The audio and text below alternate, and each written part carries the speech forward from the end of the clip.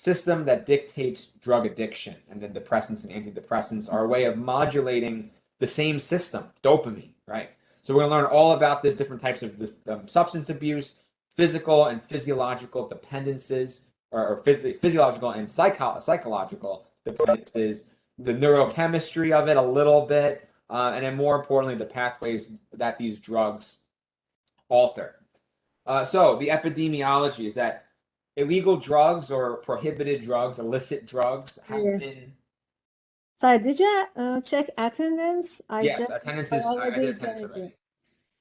I did attendance already. Yes.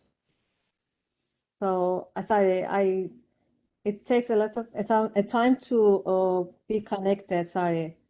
Okay. Well, all right. If you. Okay. Did you just come in now? Yeah. Okay. I'll give you credit. Thanks. Okay. So these different illegal drugs, I mean, there's a lot of them, and something like marijuana is now being legalized in a lot of places. So I mean, it's kind of, and also it's symptomatic wise, and it's the milder of the real illegal drugs. And when we're talking about mostly drug abuse and drug overdoses and misuse, we're really drug abuse. We're talking about and drug addiction, cocaine, the hard drugs, cocaine, methamphetamine, heroin, PCP, ketamine, opiates, different types of even prescription opiates, right? Oxy, stuff like that. So we're talking about all these really harmful illegal drugs that ruin a lot of people's lives every year. Fentanyl. So fentanyl in the last 5 or so 10 years has become a huge epidemic sweeping America. There is a fun thing, not fun fact. That's not a fun fact. It is a very, very terrible fact that I found out the last week, that there's been more deaths from people that have overdosed from fentanyl that are between, I think the age group was 16 to 45, more than COVID, different cancers, heart disease. But I mean, nobody less than 45 years old gets heart disease. It's very rare. But still, COVID, really any other disease. There was a whole entire list, and even other drugs. So fentanyl abuse has become a huge problem, not just for people who are addicted, but the overdosing kills people. So we'll learn about why that is, and why it's a bad thing. So fentanyl is a very, very potent opioid, and it's more potent than a heroin. So yeah. So we'll talk all about that.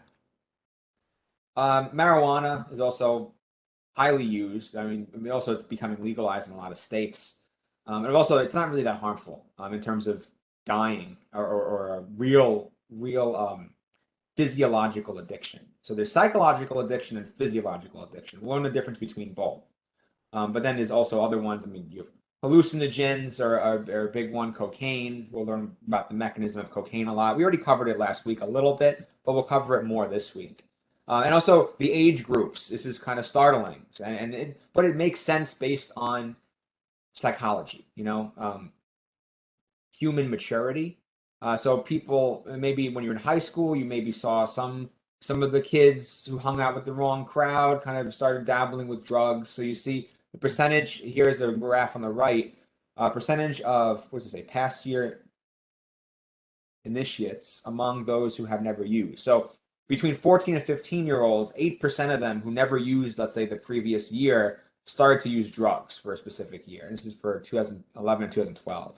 And then it grows to 11%. That means a little bit more than 1 out of every 10 people between the ages of, let's say, 16 and 20 has started using drugs in the past year. And I'm sure since 2012, these numbers may have grown a little bit, unfortunately. So it's really become a problem.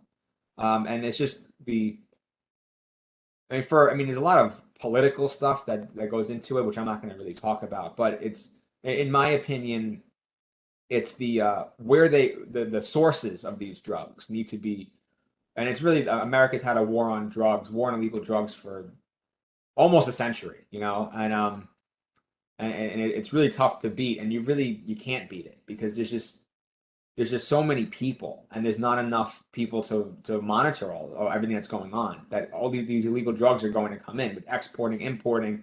There's just a lot to there's a lot to watch for, and we're not up to speed with everything there is to watch out for.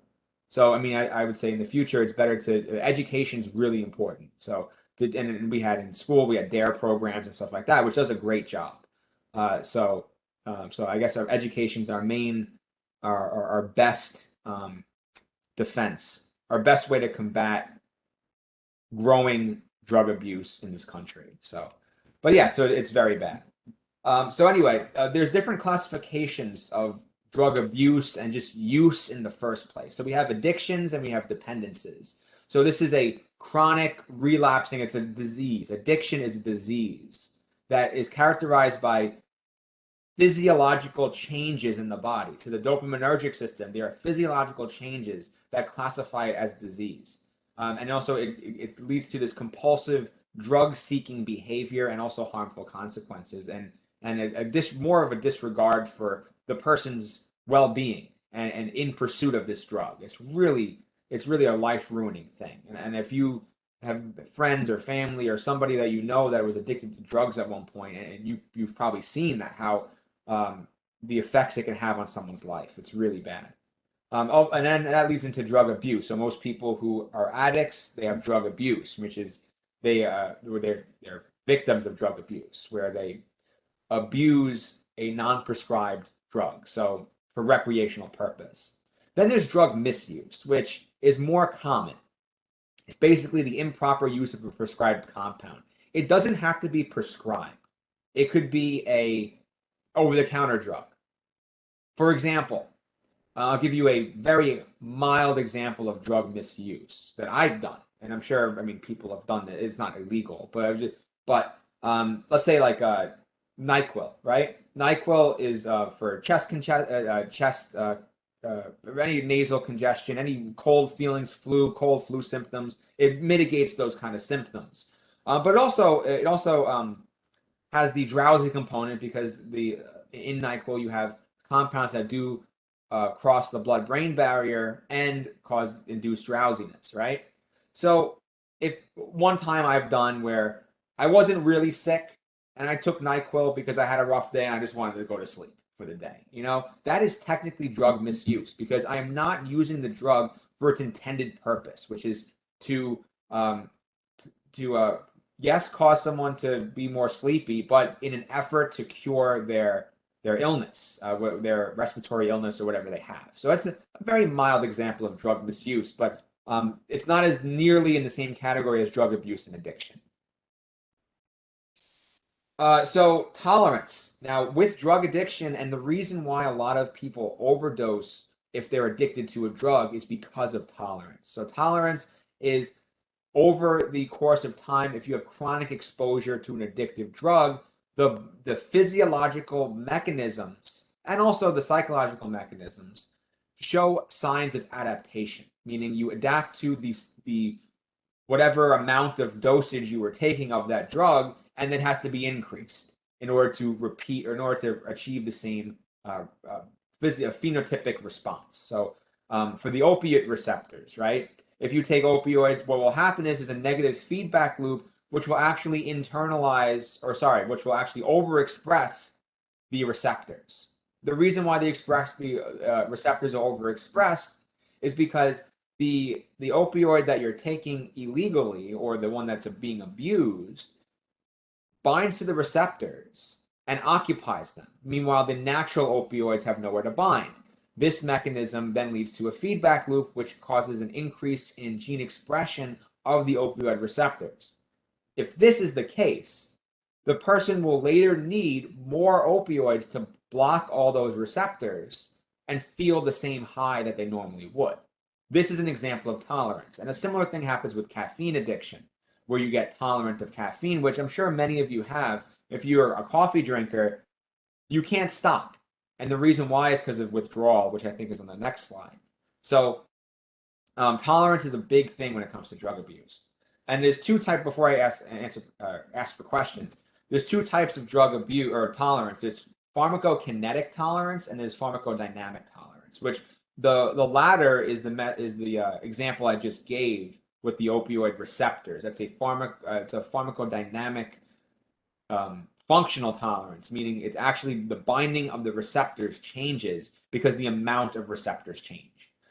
But a pharmacokinetic tolerance, what we call metabolic tolerance, is another thing that happens is your body gets a better ability to metabolize a drug over time. So let's say if someone keeps taking cocaine, right? My words aren't good today. The P450 enzyme system degrades cocaine. It degrades that compound. Over time, your body will learn and adapt to synthesize more of the same P450 enzymes that metabolize cocaine, which means it would require a larger dose for the same amount of dose to reach your circulatory system. So what happens is your first pass metabolism or your extraction ratio becomes less or becomes more. Sorry. So yeah, the extraction ratio becomes more. So a higher percentage of it is metabolized. So yeah, that's an example of pharmacokinetic tolerance. It's limited because there's only so many enzymes that could be synthesized, and if you take the same dosage, it results in the lower concentration, which means to get the same concentration and the same kind of high that you were getting before, you would need to take more of the drug. And then the pharmacodynamic tolerance is functional tolerance. So we're talking about different changes to the cellular structure, the binding affinities, up or down regulation of receptors, degradation of receptors, or a different change in the cellular mechanisms or cellular components. So are there any questions on different types of tolerances or anything I said so far?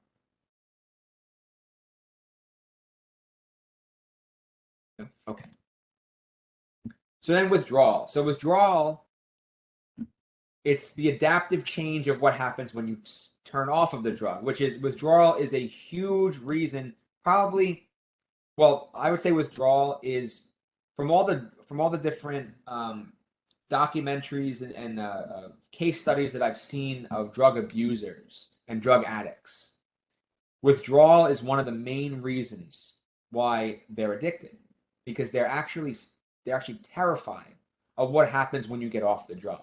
And this is true for, let's say, cocaine or heroin or methamphetamine, where if you're a chronic user for 5, 10, 15, some of these people 20, 30 years, and you try to quit, it will wreak havoc on your life because these people have become functional and normal equilibrium homeostasis with drugs in their body, with illegal substances in their body that are killing them.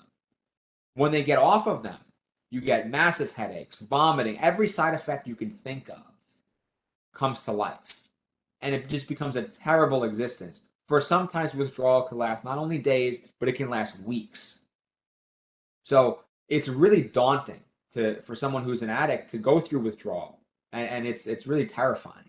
So that's why, I mean, some people, I don't know who, but people say, oh, just quit, just stop using the drug, right? You can't quit it. You can't do that. It's a lot easier said than done because of withdrawal.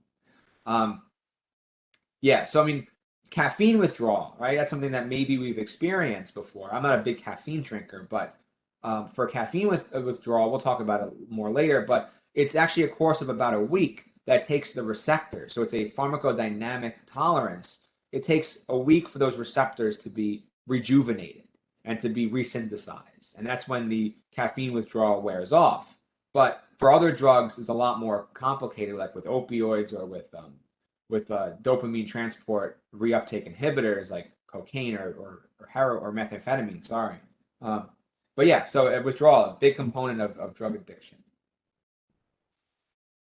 All right, so the DSM-5 is the book of the Encyclopedia of Psychological Disorders and Psychological Diseases. And substance abuse is one of them because, like I said, addiction is a disease. So it's really the criteria, that's the main criteria that's been added. It's a craving or a strong desire or urge to use a substance. And they've also added some things in the DSM-5, such as cannabis withdrawal. Someone who's a chronic user of marijuana, they have with different withdrawal symptoms as well. But they're much more mild than, it's probably just lethargy and things like that. It's much more mild than cocaine, for example. So the DSM-5 does not include caffeine, but there's other research to put it on. It should be on in the next version of it. So here is the criteria in the DSM-5 for substance abuse. And there's a lot of stuff here. So you don't need to, for someone who's an addict, they don't need to cover all 11. Maybe if a psychologist or someone sees 5 or 6, this is considered to be drug addiction. So it says taking the substance in large amounts or longer than when you're meant to. So this happens a lot with opioids. So that's why opioids are very dangerous, because they're commonly given to normal people who just get hurt. I've been on opioids for my tonsillectomy, where I got some. I took one pill. I knew how dangerous it was, and this was right after my PhD. No, this was during my PhD. This is during my last year of my PhD, that I had to get a tonsillectomy, first year of COVID actually, and it was. I tried my hardest not to use any of the opioids, but there was one night that the pain of after the surgery was so bad that I couldn't sleep, and I really wanted to go to sleep. So I tried one. It really did the trick, but I could see how someone can get addicted to that, because it did feel really good. I'm not gonna lie. It did feel like, well, I'm really like sinking into the couch, and like I feel really good. But so I imagine if there's someone out there that maybe they need that kind of feeling, and they're having not a good time, or something in their life is not right, and they just need to relax. That's something they might want to do. And usually people that are like this and have an injury, they're people that are often more likely to take these kind of drugs and abuse them. So Abel has a question. What's your question? I'm sorry, I didn't know that it was there. I didn't know that it came up. Sorry about that. Oh, it's okay. It's okay. Yeah. Other things. I mean, a lot of these kind of are synonymous with drug addiction. So wanting to cut down or stop using it, but not managing to. So something very common of addicts is to say, "Oh, I can quit whenever I want to," right? But when they actually try to, they really can't. And that's when you have a real bad problem. Spending a lot of time using, or recovering from the usage, cravings, really not being able to work or do your normal activities, problems in relationships, giving up social obligations. So basically, a habit that impedes on your normal life, that you're doing it so much, is addiction in general. When it has to do with drugs or abusing substances, then it's considered a drug addiction. Professor. Yes. I have a question. So when we talk about substance use disorder, Yeah. so I guess my question is that, is it correct to say that, yeah, although some drugs have physiological hooks, basically, that, for example, opioid, without it, you feel extreme pain and stuff, but a lot of times it comes back to psychological effects and, Yes. Yeah. exactly, like, the person might be using the drug because they feel depressed, stuff like that. So it's both. So there's, in a lot of these a lot of addiction cases, there's physiological dependence and psychological dependence. So it's usually both, honestly. So yeah. I basically, the reason I say that, it was in a study on Vietnam war vets. And back in Vietnam, they were using copious amount of heroin, and then people were expecting them to coming back home and like be drug addicts. Some of them ended up being, yes, but most of them, like more than 90% of them, actually just got back and snap out of it and recovered because of the emotional support. So I think that's something to consider. So there's a huge psychological component, and it's also situational dependent. So if you're in Vietnam was a awful, awful experience for those soldiers. They've seen their friends get killed and just awful things in that war. And those kind of drugs at that time may have been relief, may have been something to numb them to that kind of experience, and it probably helped, you know. But most of them, like you said, once you come back to your family and like the average, let's talk about the average soldier, right? The average soldier, obviously there was a large amount of PTSD with Vietnam because it was so gruesome. But the average soldier that did not have PTSD, they come back to their families.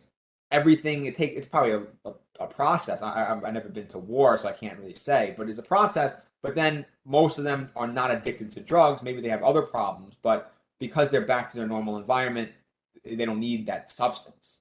So there definitely is. It's not that it's very individualized. So it's not that if you take heroin all the time, you're going to become addicted. There's a high likelihood of you becoming addicted, but it also depends on what you're doing in your life. That's a big part of it. So if you're in war, it's a completely different life than when you're not at war. So yeah, that's a good point that you mentioned that. Thank you. Yes. Okay, cool. So any other questions on substance abuse? We'll get into the neurochemistry a little bit and more of the biology next. Okay, cool. So basically, dopamine. That's it. That's the whole lesson. So the dopaminergic system is what is hijacked by these drugs to increase dopamine by various different ways. So the mesolimbic system. So limbic system has to do with emotions and everything. The mesolimbic dopamine system in the brain is the prime target for these kind of drugs. For example, nicotine. So nicotine addiction, it binds to the nicotinic receptors. Remember those? Those nicotinic receptors are ionotropic, meaning they open an ion channel. Once this ion channel is open, it then releases acetylcholine. Remember, nicotine and nicotinic receptors were part of the cholinergic nervous system. So once nicotine binds to these receptors, it releases acetylcholine, which then releases dopamine. So acetylcholine will then bind to the next neuron, which then can release dopamine as a neurotransmitter. So this originates from the VTA, we call it, the ventral tegmental area, or tegmental area, however you want to say it. It's in the brain, it's near the brain stem, and it is the main source of this dopamine. It's the main source of this drug action. So yeah, but basically it's all dopamine. And there's a video here. I think we're going to watch this one. I'm not exactly sure. So I have two. Maybe it's this one. Yeah, this one. My monitor's going through the thing. 1 second.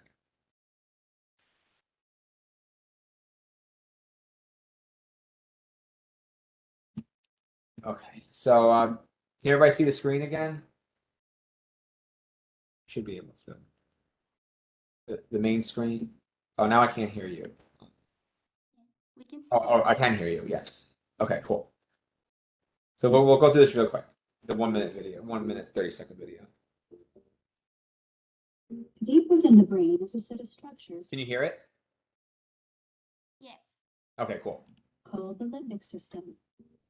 The limbic system contains the brain's reward circuit or pathway. The reward circuit links together a number of brain structures that control and regulate our ability to feel pleasure. Feeling pleasure motivates us to repeat behaviors.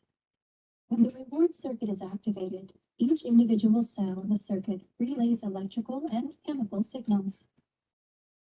The small gap between the sending and receiving cells is called the synapse. In the reward circuit, dopamine neurons release the neurotransmitter dopamine. The released dopamine molecules travel across the synapse and link up with proteins called dopamine receptors on the surface of the receiving cell. When dopamine binds to the exterior of the dopamine receptor, this causes proteins attached to the interior part of the receptor to carry the signal onward within the cell. Some dopamine molecules re-enter the sending cell via dopamine transporters and can be re-released. When a reward is encountered, the presynaptic cell releases a larger amount of dopamine in a sudden burst.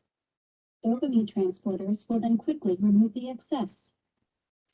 Dopamine surges in response to natural rewards help the brain learn and adapt to a complex world.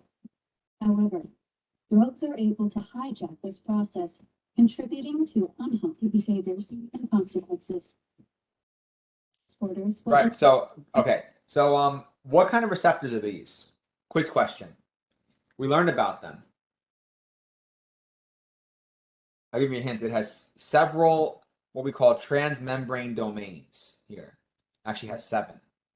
G protein. couple Exactly. Good. G-protein Good. coupler. Good. GPCRs. Yes. G protein coupled receptors. Good. So that's what they bind to. So there's different types. I mean, we know beta and alpha adrenergic receptors are the GPCRs. So good job. But yeah, so basically the amount of dopamine is the amount of goodness you feel, the reward system. Now, over evolution, the reward system is why we do anything. That's why we eat. That's why, and the reason why we eat is the reason, like, it's kind of like, the brain thinks humans are stupid. The evolution of the brain thinks we're stupid. So it's like, oh, they don't know how to eat. So I'll put a chemical mechanism that gives them a satisfying feeling when they eat that releases dopamine. Therefore, I'll make them do it again. They'll want to eat again when they feel a certain way, which is hungry, right? And that's why reproduction is a thing. So if humans did not have the desire to have sexual intercourse, then the human race and every species will die, right? Why do we reproduce? Well, because when we do, there's a huge dopamine release. That's why we want to do it again. So that's what is the main driving factor for any survival of a species is dopamine. So, but I mean, of course, humans have science, and we can develop drugs to hijack that system and unfortunately abuse those drugs. So there's different systems that can influence dopamine, but they all do the same thing. So the neostriatal pathway, which is motor stimulation. So once you have a lot of dopamine, there is there could be a risk of convulsions and higher motor stimulation of skeletal muscle when the neostriatal pathway is activated by dopamine. And this is true, like if you have people that usually overdose, a common side effect of really bad overdosing is you can have convulsions and seizures, right? So this is the pathway in the brain that's involved to activate that pathway, or activate that response. And then mesolimbic system, elevation of mood and reward, the main reward system of the brain, and also the mesocortical pathway, which can enhance attention and also learning and alertness. So this is important for, let's say, the dopamine in exercise, right?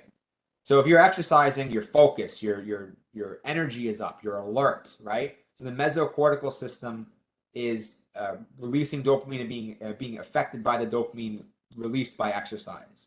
And this is the main reason, well, one of the main reasons why, let's say if you're really tired, let's say after class today, you go to the gym. I guarantee on your way to the gym, you're going to be super tired. When you start to lift weights or start to run on the treadmill or whatever you do, you'll feel energized. That's because the dopamine is being released. Also, the endorphins are being released, and they give you energy. And the endorphins are going to release dopamine, cause the release of dopamine.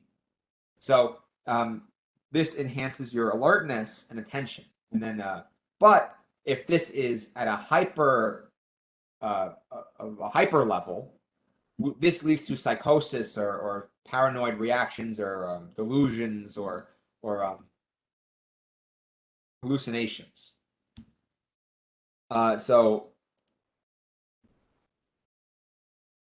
yeah, so what we can do, oh, actually this video is good. So this is the last video we'll watch, only video we'll watch, the second video and last video we'll watch. I think maybe there might be one more. Addiction is a neurological This is a good one. disorder that We affects kind of talked about such that as already. eating, drinking, sex, and social interaction. For example, Also, social interaction releases dopamine. That is the main driving force for why humans are social. The main driving force for humans being social is not, oh, being social is good and it's healthy for you. That's not the reason why. It's because dopamine is released. Once dopamine is released, we want to do it again. Therefore, we figure out from science that being social is helpful. The reward system ensures that you reach for food when you are hungry because you know that after eating, you will feel good. In other words, it makes the activity of eating pleasurable and memorable, so you would want to do it again and again whenever you see synapses of neurons or nerve cells, which communicate via chemical messages or neurotransmitters. When a neuron is sufficiently stimulated, an electrical impulse called an action potential. We learned that already. The space in neurons We that learned that. neurotransmitter dopamine to the limbic system and the frontal cortex. Engaging in enjoyable activities generates action potentials in dopamine-producing neurons of the VTA. This causes dopamine release from the neurons into the synaptic space on the did that already. and then removed from the protein called dopamine transporter.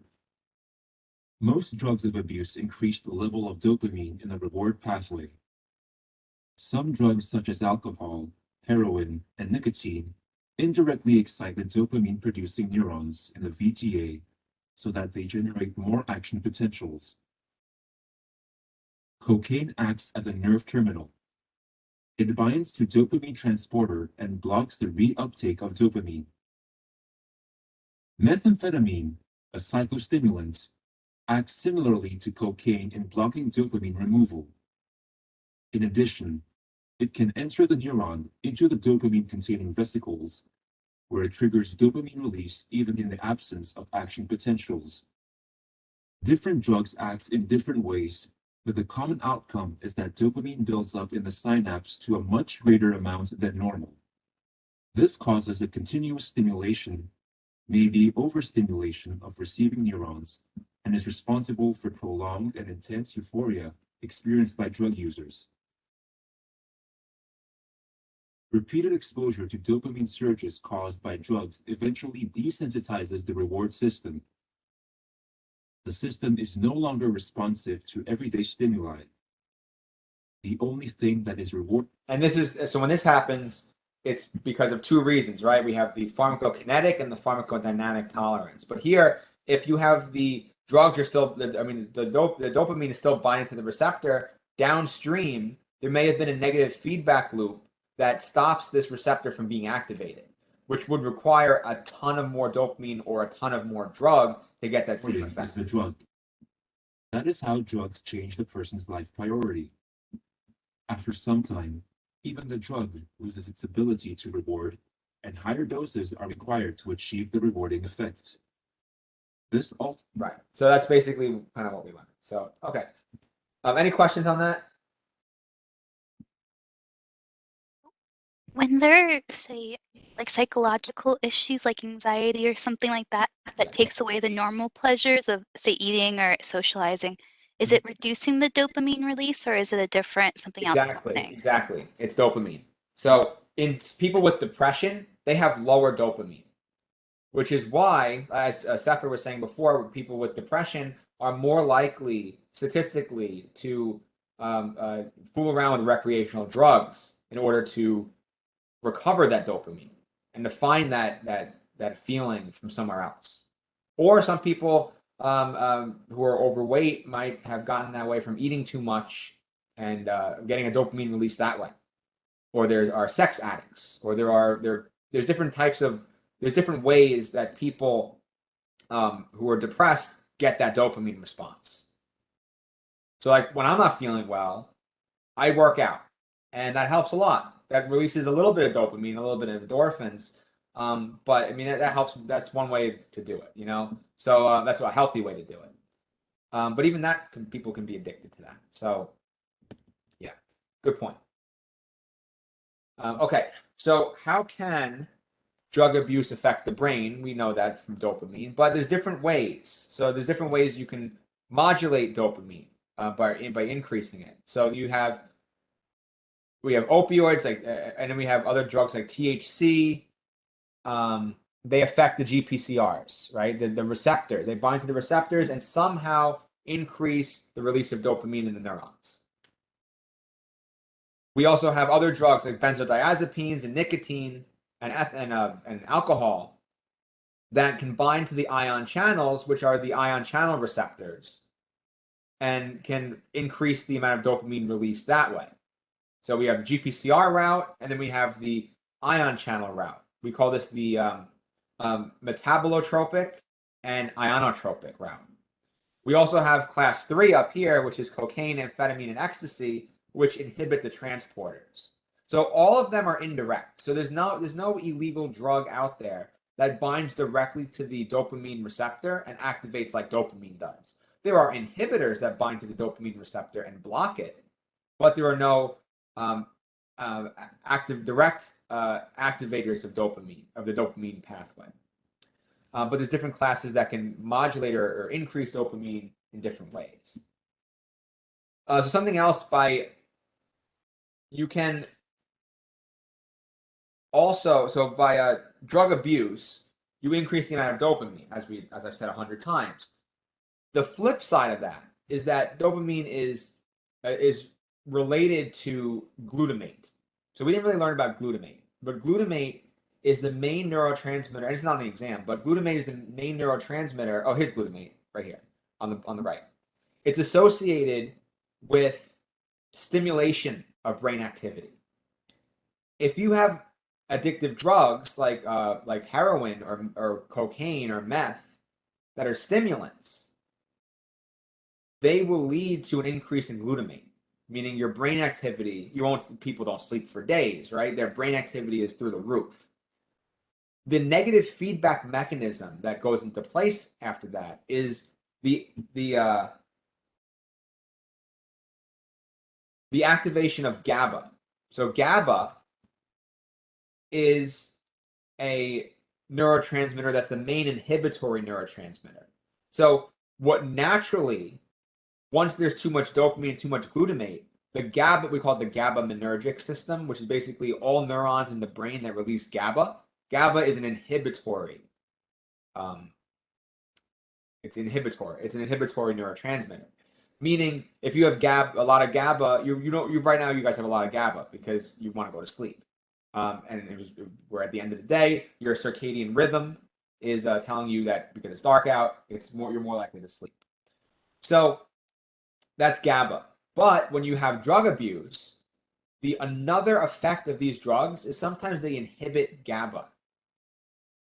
So they inhibit the GABA neurons, so they can't release GABA. So your brain is not telling you to go to sleep, or you're not telling you, okay, now it's time to be in the depressed state, not feeling depressed, but energy-wise, depressing your energy. But that doesn't happen when you're dealing with illegal drugs. A lot of these drugs, they just stimulate the dopaminergic neurons, and they can inhibit GABA neurons. Or also you can have targeting the nucleus accumbens, which is in the brain, and you can interfere indirectly with these different uptake transporters. So we learned about monoamine oxidase. So monoamine transporter is it's a channel that is on the presynaptic neuron that takes up the neurotransmitter again, takes up dopamine, but the drugs are going to interfere with this, and they might, like cocaine, for example, interferes with the dopamine reuptake inhibitor, which is a monoamine transporter. So it blocks the reuptake, meaning there's more concentration of dopamine in the synaptic cleft. And also, they can stimulate, like methamphetamine, they can stimulate the internal release of dopamine, so that you have more of it. So you have a direct and indirect stimulation. So also, not just dopamine is involved with, dopamine is the main one, but these drugs can affect the reuptake of norepinephrine and serotonin. Now, serotonin is important for mood and sleep and wakefulness and attentiveness. Norepinephrine is obviously your main adrenergic neurotransmitter. But if you take a antidepressant. So a huge antidepressant class is serotonin reuptake inhibitor, or they're called selective. There's a reason why they're called it. They're called SSRI, selective serotonin reuptake inhibitors. The reason why they're called that is because they are selective for the serotonin reuptake receptor. They do not bind to the dopamine reuptake receptor or the norepinephrine reuptake receptor. So what these drugs do is they're antidepressants. So it doesn't directly increase your dopamine. Some of them do, and the ones that increase dopamine are more dangerous. They might decrease GABA, because GABA is inhibitory. If you decrease GABA, you're more stimulated. But serotonin modulation is a lot safer because we're not involving dopamine. So these drugs, they increase the amount of dopamine increase the amount of serotonin in the synaptic cleft, which then increases your general mood a little bit. But still, with antidepressants, it's not just the drug that's going to cure it. Antidepressants are a big topic, huge topic. And the problem with them is that a lot of these psychological disorders in the DSM are categorized by 15 symptoms where the person may only need to experience 5. And it's tough for psychologists and psychiatrists to really categorize these people because everyone's an individual and has their own issues or their own complications. Now, so prescribing a drug that is non-discriminatory, meaning that these drugs, they don't care who you are. They see a protein, they're going to bind to it. They see a receptor, they're going to do their action. They're non-discriminant. So if you give a non-discriminant drug to somebody that may have just lost their job and lost their fiance or something really bad happened in their life, but that's why they're depressed, maybe an antidepressant isn't the best thing. Maybe they should work on not synthetically, but non-synthetically working on their life, and then maybe they'll be happy. They're happy before a tragic event, and that happens. But if there's people that have everything seems to be working out for them, and they should be happy, but they don't know why they're not. For them, they might have a lower level of serotonin, which in this case, those drugs would be beneficial to them. And it's really tough to determine for a psychiatrist which class and which category patients fall under. So that's a big issue with antidepressants, is that not that they're bad. I'm all for antidepressants, but it's prescribing them in the right manner that has become very difficult. Because the drug works, but are you giving it to the right patient? Yeah. Any questions about that? Okay. Cool. So how do these drugs affect the brain? So basically, drug abuse is not good for the brain, as you could imagine. So there's the way we check that is by the PET scan. So we take a PET scan of the amount of D2 receptors in the brain. So the D2 receptors represent the neuroplasticity and cognitive ability. Basically, the more dopamine D2 receptors you have, the more neural connections you can make. I'm not going to say the smarter you are. I'm just going to say the more neural connections you can make. So as you can see, compared to the control, a lot of the people that are addicted to drugs have a lot less of the receptors. So the receptors are localized right here in the nucleus accumbens. And you see that the red is hot, and then yellow is less hot, and green is less hot. So comparing cocaine, you see that it's reduced. Meth is reduced. Alcohol is reduced. Heroin is reduced a little bit. But the main point is it's reduced. And even some of the other areas in the brain, like meth, really destroys the brain. As you can see from other areas too, there are other receptors there that are being affected. It's very, very harmful. All right, so those are the addictive drugs. There are some non-addictive drugs that also lead to addiction, which is weird because it's a psychological addiction, not physiological. So drugs like marijuana or THC or cannabis, whatever you want to say, that's a non-addictive drug. It It can release some small amounts of dopamine, but it's considered to be not in non-addictive class. But we've heard all part of the term pothead, right? It's people who smoke weed all the time, or they ingest marijuana all the time, right? So there is an addictive factor to it, but it is not of the extreme physiological level compared to the other drugs. It can be, this bullet point's good, they affect feelings and emotions. People can be addicted to the feeling rather than chemically addicted. So that's true. And these drugs mainly target the cortical and thalamic circuits. Even though there might be some dopamine involvement, it's very small.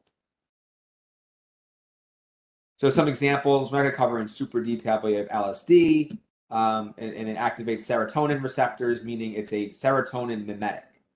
So that means it's going to synthetically make your mood a lot better, right? PCP and ketamine, they bind to this, they inhibit the NMDA receptor, and that NMDA receptor is important for normal neural processing. So if you have that receptor blocked, you kind of have a trip, what we call it. You feel euphoric, and it's just like you feel a separation of your mind, right? Which is not good. Dextromethorphan, so that's involved in same kind of thing. It's really it's a non-specific effect at higher concentrations. We have serotonin reuptake inhibition, opioid receptor binding, acetylcholine increase, and NMDA receptor binding. So it's really a mixture. So here's just a summary list if you wanted to learn more or just get a really feel for different types of drugs, which I'm not going to test you on the quick tell me what. Well, I'll test you on general mechanisms such as A, B, C, or D. What does cocaine do? And A would be it binds directly as a dopamine mimetic, or it's a dopamine reuptake inhibitor, which is the correct answer, or it binds to an ionotropic receptor, or it binds to this GPCR. So, it binds to an ionotropic receptor. Well, it binds to a channel receptor. But anyway, I'll make it more clear. So I would be asking a little bit questions like that, but I'm not going to ask quick. Name all the targets of alcohol? And you have GABA, you have HT serotonin receptors, you have NMDA receptors, you have a lot of receptors. So, right, I hope that makes sense. I'm not going to ask you for that. I will ask you for just maybe general and in a multiple choice. All right, so we kind of talked about these classifications already. So a lot of it is kind of review from previous lectures because we talked about these pathways. We'll go over them again, but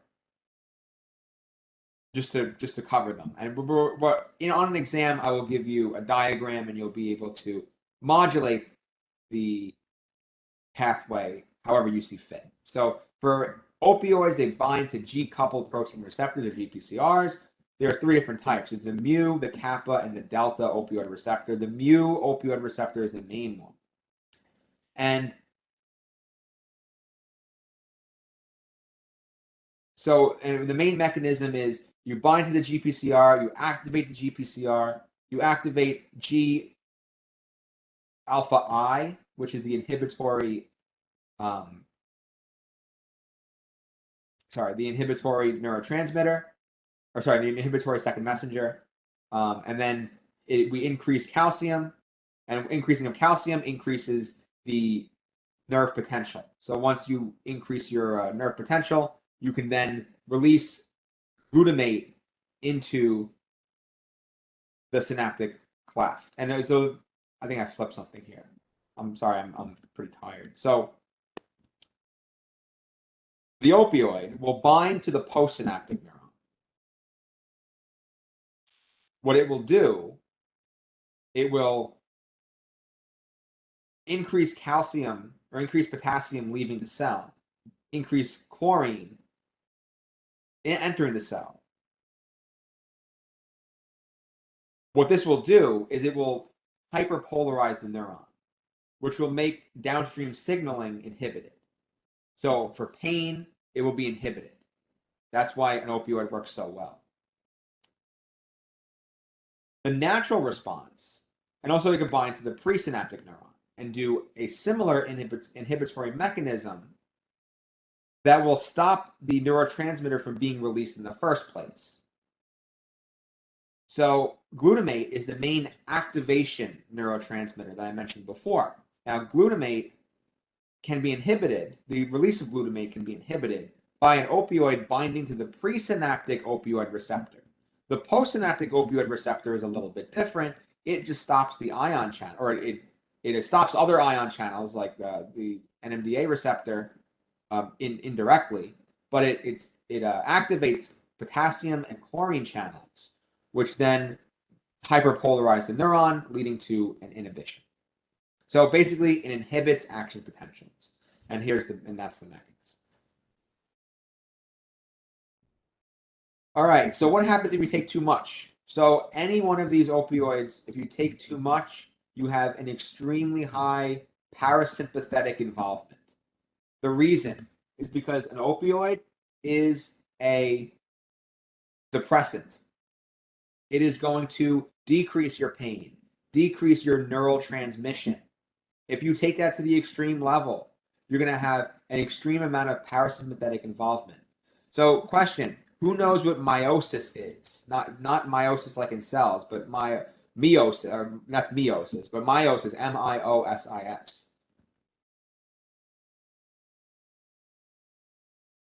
Isn't it a contraction of the pupil? Exactly, yes. So pupil constriction. So that is pupil dilation, when you want to take in a lot of light, that is a sympathetic fight or flight response. But for opioid toxicity, a really the most mild side effect is meiosis, but then it can lead to increased ocular pressure, which is not good. But then the bad ones are coma and death and respiratory depression. This is how most people die from opioid overdoses, because it's such a parasympathetic activator. By depressing all of your nerves, you can no longer breathe. Your involuntary, your autonomic nervous system no longer functions correctly because of the opioid toxicity.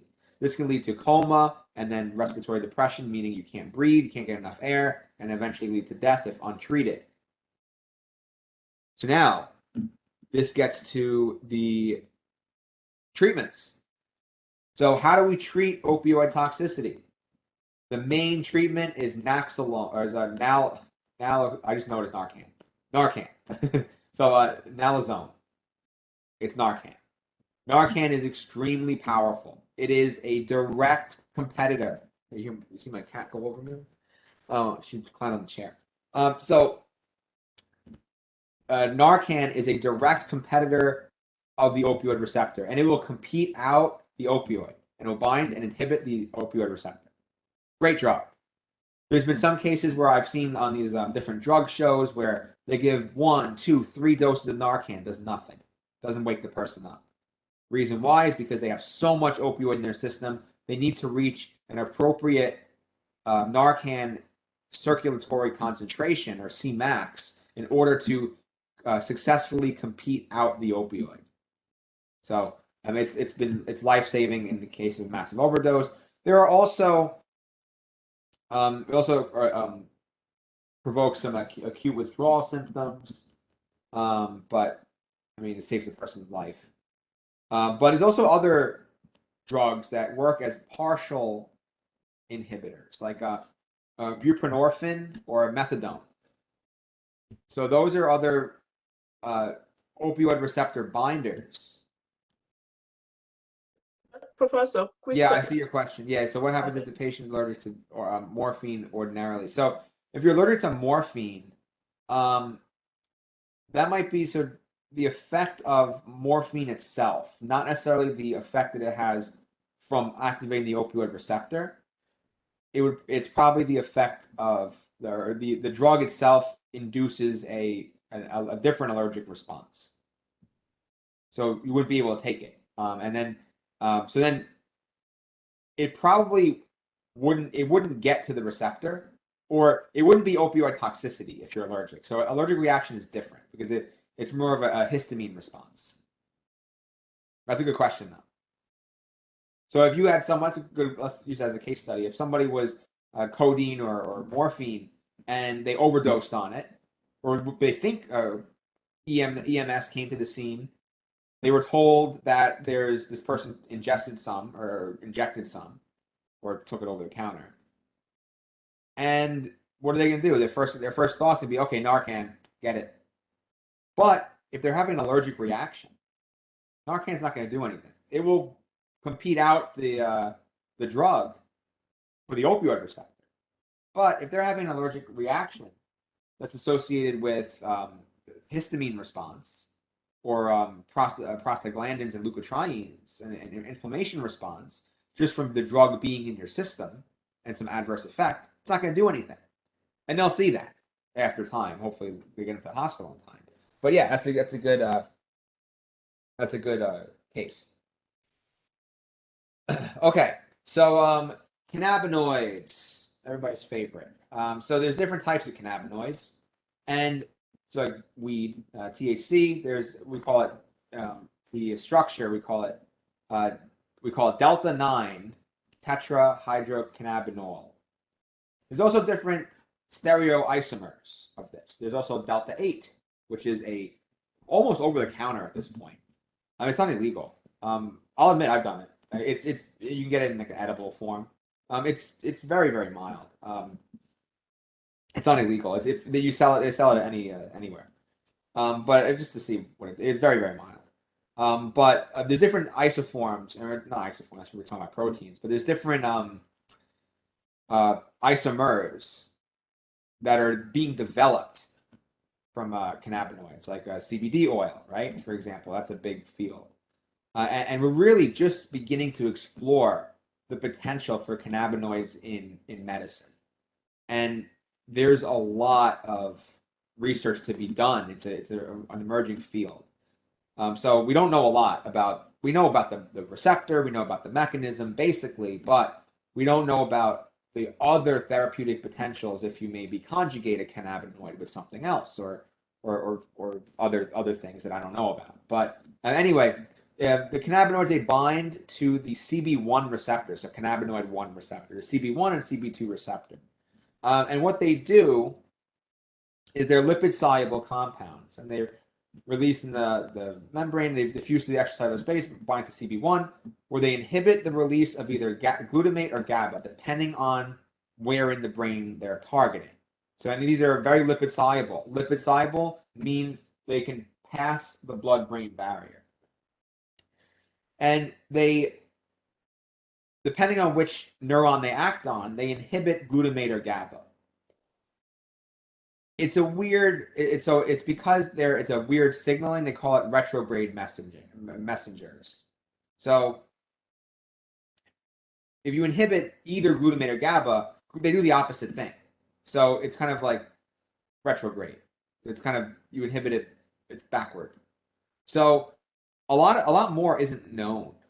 There may be a little bit more known by leading scientists, but a lot more about cannabinoids is not really known about how do we target, let's say, how do we inhibit just glutamate, right? If we inhibit glutamate, we can make a great sleeping pill from cannabinoids.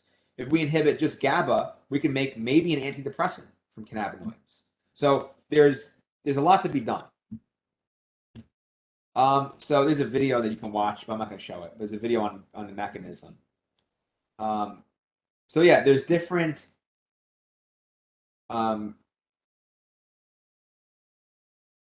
effects on different regions of the brain. There's a lot.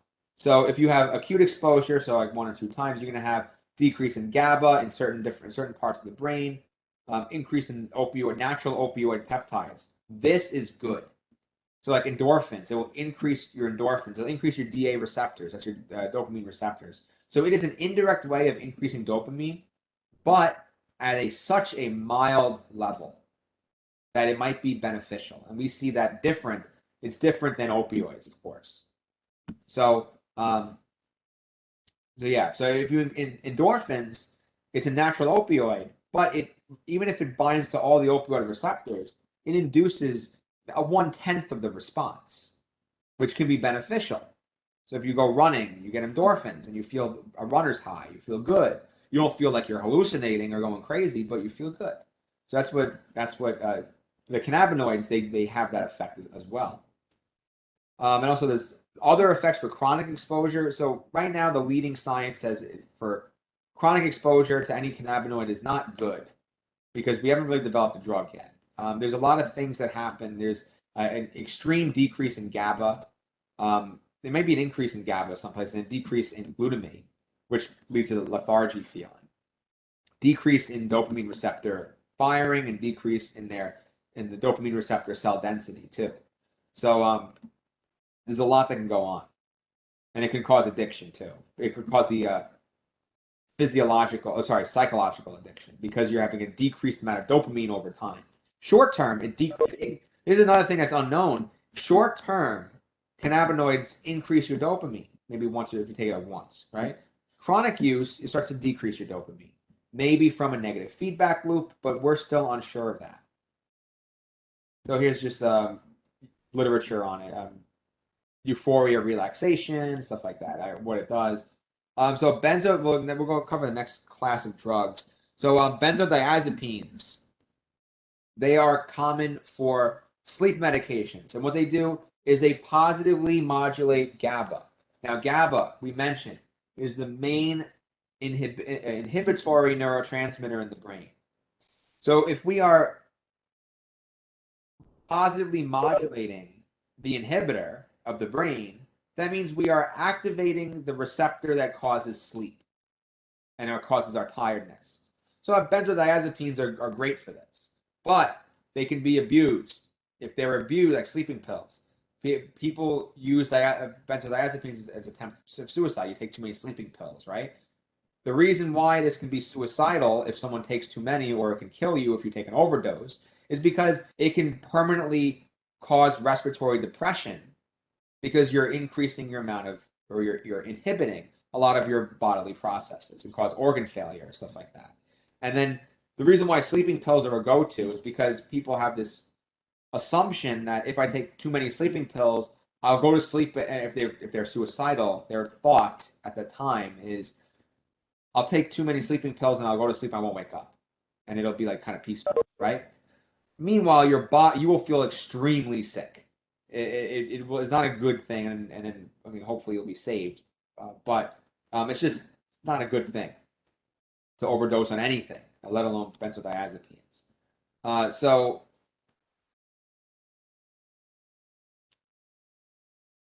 when GABA is no longer released, and benzodiazepines lose their effect. So what will happen is that when you take benzodiazepines, it replaces GABA. It activates GABA. It is a GABA mimetic.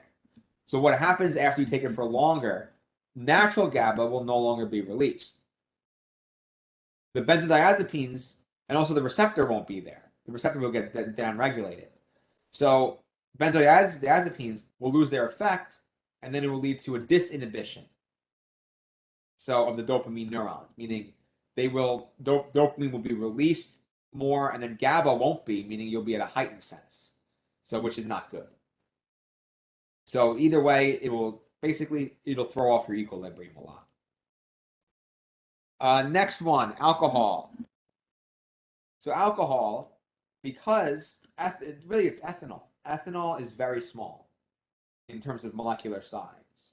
There are a ton of broad effects of alcohol.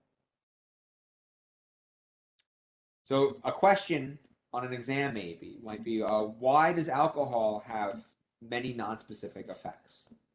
It can interact with the phospholipids. It can disturb the relationship between the proteins in the membrane. It can alter lipid composition. It can block channels. It can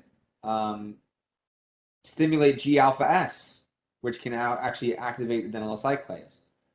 So I kind of just answered that question for you, is why does it have so many off-target effects, or it doesn't really have a target, but why does it have so many non-specific effects? The answer is because of its molecular size. On these large proteins and these phospholipids, and also it's polar, right? So ethanol is pretty polar, and it's small. So it can bind, it can make ionic interactions with hydrogen, with like amines, primary amines, or protonated amines, right, on proteins. It can make interactions with hydrogen bonds. with different proteins. So really, there's no limit to what alcohol can do. But also, the benefit of having such a small molecule is that it's metabolized pretty easily. So we can metabolize alcohol pretty quick for most people that don't have liver damage. If you take too much alcohol, it overtaxes your system, your metabolic system, and you can get liver damage and have liver failure. So things to watch out for. Blood alcohol content. What's the legal? The legal is what, 0.08, I think. I think they should make it lower because really you should not be drinking and driving. No one should be drinking and driving. But yeah, blood alcohol content. And think about it, this is percent. So 0.02%. So this is 0.45%.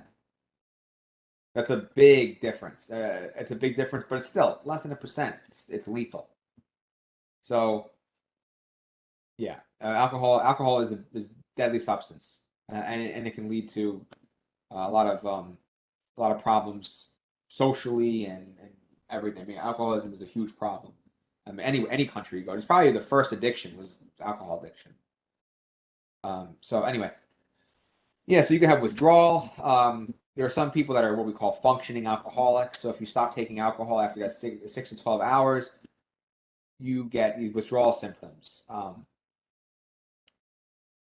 So it's for someone who has alcoholism. And the withdrawal symptoms can last for days. You can get hallucinations and you just feel tired, or hallucinations are extreme, but you can feel tired, have tremors and other things. So interesting enough, if you treat alcohol withdrawal, you can treat it with benzodiazepines, which help you be in a depressed state and go to sleep. So it can help your metabolism get rid of the alcohol, and also help your body get back to equilibrium.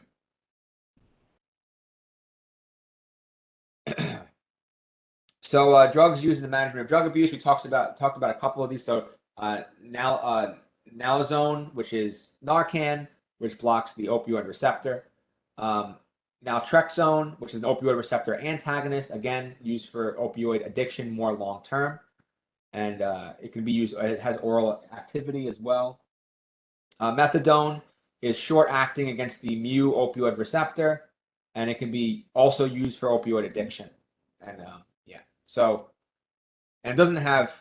It's kind of a partial antagonist, short term and partial, so that it limits withdrawal symptoms and limits side effects. Buprenorphine, we talked about that one's another partial agonist. It can be used with naltrexone. Varenicline, we didn't talk about this one yet. So it's a partial agonist for the alpha 4 beta 2 nicotinic receptor. So don't worry about the alpha 4 beta 2 part, but it binds to the nicotinic receptor and activates it, which then can lead to a rewarding effect, and it can lead to basically it mimics nicotine, and it's basically what's in a nicotine patch. Nicotine is not in a nicotine patch. You have this drug, and at low concentrations, and it's used for people who want to quit smoking. They still get the high, or kind of the high. They still get the dopamine release, but at a lower level, and you're not taking in tobacco and things that are really carcinogens. Right, so non-addictive drugs for abuse, we kind of talked about those already. Different central nervous system stimulants, we talked about all these already. Caffeine. So last thing we'll cover is caffeine. Now, caffeine is a stimulant, we know it, and the reason why caffeine is important, well, I know the structure of caffeine, and this is theophylline, which is similar to, very, very similar to a same structure here. It should be, one of the bonds should be different. But anyway, it should be very similar. But you have, this is the caffeine, I think one bond is the angle is different, but it's not shown here. in tea leaf caffeine versus coffee caffeine. Generally, same stimulation effect. You know, some people prefer tea, some people prefer coffee. The reason why I really like the structure of caffeine is because caffeine is the core structure of the drugs that I developed in my thesis, which we'll talk about another day. And not clinical drugs. If I developed a clinically approved drug in my thesis, I would not be teaching here. I would not be teaching anywhere. I would just be rolling in the money. So, but no, it's nothing to be clinically applicable. It's more of a tool compound for cancer, and it has the core of caffeine. So that's an interesting thing. But here's caffeine, and it's most widely used drug. Honestly, it's the most widely used drug nowadays. Honestly, if you consider Dunkin' Donuts and Starbucks a drugstore, there's more Dunkin' Donuts and Starbucks than there are, or coffee shops in general, than there are Walgreens or pharmacies. You know, so there's a lot. Basically, we'll just go over the mechanism. We know what it does. We'll go over the mechanism. Where's the mechanism? Here we go. So, the catecholamine system. That refers to what we learned last week about adrenergic system. Norepinephrine, epinephrine, right? Adrenaline, activation and stimulation, right? Caffeine does not directly influence this system. You might think it's a common misconception that people think, oh, caffeine does the same thing as adrenaline. Caffeine does the same thing as norepinephrine because it wakes you up. No, it doesn't. Well, they both do, but it doesn't do the same thing. What it does is has two mechanisms. It can block Gaba. If you block the Gaba A receptor, Gaba A binds Gaba, which if you block Gaba A receptor, you're blocking Gaba binding, which means you're blocking the inhibitory effects of the brain. Which means if you have no inhibition, you're going to have more energy and more wakefulness. The second and most important mechanism is the blocking of the A1 and A2a receptor, mostly A2a receptor. Because look, if you look at the right, you see a effect versus concentration curve. The A2a receptor is affected at a slightly lower concentration of caffeine. This is usually like 1 cup. Yeah, 1 cup. It's usually the A2a receptor. And 2 cups, where's 2 cups? So 1 cup is here, 2 cups would be like right there. And it's A2A, it's both, but really A2A is more than A1 receptor. But regardless, what is the function of the A2A receptor? I just said it a bunch of times. So the A2A receptor, that's the bottom part of this here, and you will be tested on this, and this should know information, that it binds adenosine. Adenosine is the byproduct of ATP hydrolysis. Okay, let's take a back step. ATP is the energy of the cell. If you have ATP hydrolysis and break down that energy, one of the byproducts is adenosine. Adenosine will bind to the A2A receptor, signaling the body to sleep. So that's the second bullet point here. Adenosine binds to both A1 and A2A receptors to initiate and prolong sleep. This is the body telling you, or this is adenosine telling the body, look, you already broke down a lot of ATP. You used a lot of energy. Now we need to go to sleep to replenish that energy because we have too much adenosine. Adenosine is our biomarker for tiredness. So, are any questions on that so far? So adenosine binds to those receptors, initiates and prolongs sleep. No? Okay. Caffeine comes along and it blocks those receptors. So it blocks the mechanism that attenuates sleep. Or no, attenuates means stop. Initiates sleep. Initiates sleep. What that does is that it upregulates the A2A receptor. So now that we have caffeine, it competitively inhibits, therefore I'm awake. Chronic exposure of caffeine increases the amount of A2A receptors. which then increases the amount of caffeine you need to plug them all up, which is caffeine tolerance. When you stop taking caffeine, what happens? All the adenosine can now bind to the increased number of receptors. Once you have those increased number of receptors that are all binding adenosine, you're going to have a massive crash response, massive sleepiness, massive depression. This is called caffeine withdrawal. It's prolonged by the overexpression of A2a receptors in the response to caffeine tolerance.